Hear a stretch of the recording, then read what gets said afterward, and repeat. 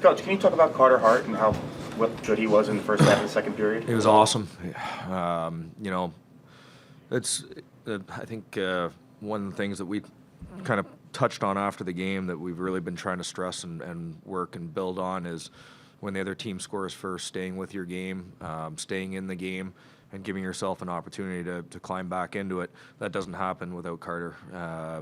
Tonight especially, a couple key moments. Obviously, they got a 2-0 at one point. The penalty kill, we gave up a pretty big look, a huge look, backdoor, and he was outstanding. So, obviously, when he's playing like that and he's competing like that, or any goalie is for that matter, it really builds a lot of confidence in your group and gives you a chance to settle down and get back on the attack.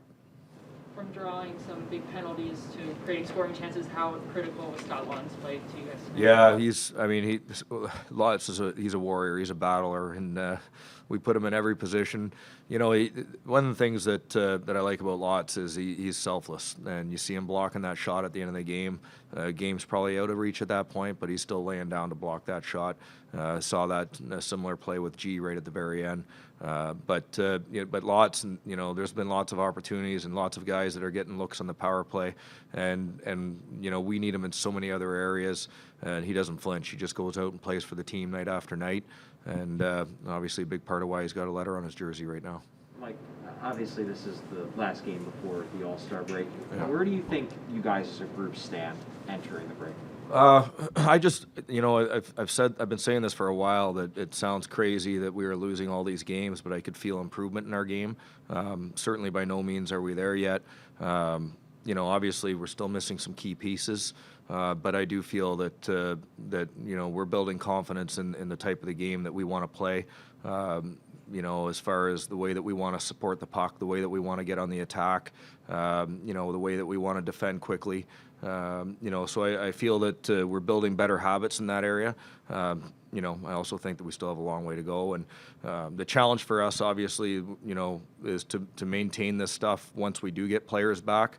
The work ethic has been outstanding. We can't let that drop at all.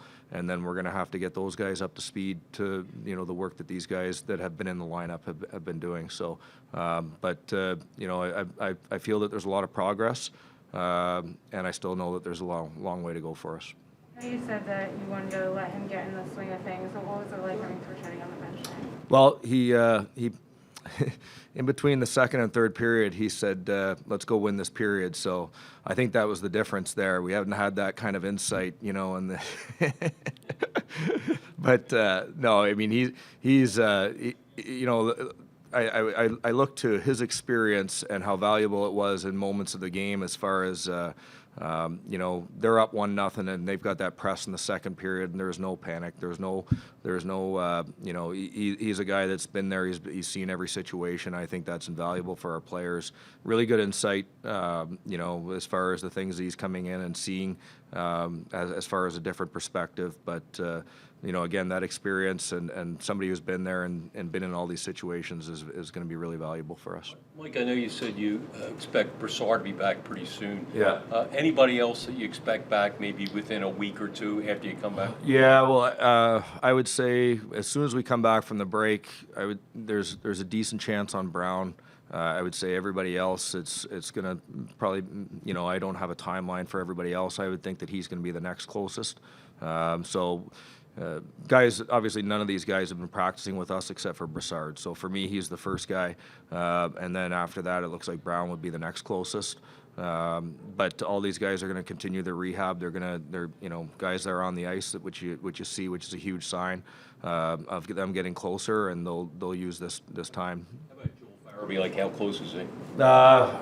I don't know that I'd want to put a timeline on it right now. I do know that he's skating, but obviously the injury he has that doesn't really have anything. It's not anything related to that. So physically he's not quite there yet, but he's doing what he can to make sure that he's ready once he comes back. So my best guess would be a couple weeks, but 2-3 weeks, but I'm not sure on that yet.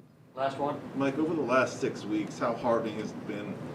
I haven't always gotten the results, but to see Oscar Lindblom's game, the details start coming back the way, Details and confidence, obviously we always talk about confidence, how it can't be given to you. It has to be earned, and Oscar's earned that confidence. And for me, like, you know, that I was talking about this yesterday, that I think this is one of the best stories that we have going for us right now, is Oscar really looks like he's rediscovered himself as far as what he's capable of doing. You know, physically, obviously, he's had to battle through some things, but mentally, in order for him to get back up to that level, this has provided him that opportunity. You know, he's been playing with good players night after night. You see him out there. You know, with G's line one game, maybe it's with Coots, and he's playing with TK. You know, that gives him confidence. That gives him a chance to get to his game. And I feel that he's at a point now, just like he was before, where now those players want to play with him because he does all the little things right. And so it's a real positive thing for our organization to have him playing back at this level.